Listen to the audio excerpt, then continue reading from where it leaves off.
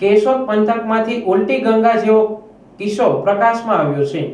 દીકરી ઘરમાંથી દાગીના રોકડ લઈ ભાગી જતા પિતાએ નોંધાવેલી ફરિયાદના આધારે પોલીસે તપાસ હાથ ધરી છે। કેશોદ તાલુકાના રેવદરા ગામના 43 વર્ષીય અરવિંદભાઈ નારાયણભાઈ સોલંકીની ફરિયાદ અનુસાર જે વેપાર કરી ગુજરાન ચલાવે છે, પરિવારમાં પત્ની, મોટી પુત્રી હિરલ અને અન્ય દીકરો છે। ગઈ તારીખ 6 જૂનના રોજ રાત્રિના 1:30 થી 2 વાગ્યાની વચ્ચે 12 ગ્રામ સોનાનો ચેન અને કેરીના વેપાર સહિત 1.35 લાખની રોકડ રકમની ચોરી કરી જતી રહી હોવાની અને તેનો મોબાઈલ ફોન પણ બંધ આવતો હોવાની ફરિયાદ કરતા પીએસઆઈ જે.આર. વાજાએ તપાસ હાથ ધરી છે।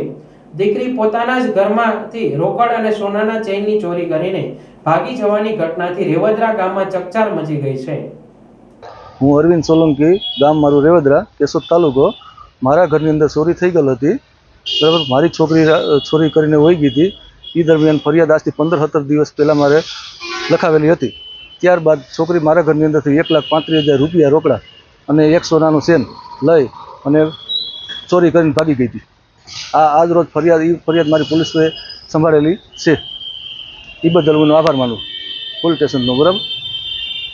આજ રોજ એ છોકરી મારી એને પકડી પાડે અને મારા પૈસા અને મારા સોનાનો ચેન પાછો આપે એવી હું અપેક્ષા રખાવું છું પોલીસ સ્ટેશન કેશોદ પાસેથી, એસપી સાહેબ પાસેથી।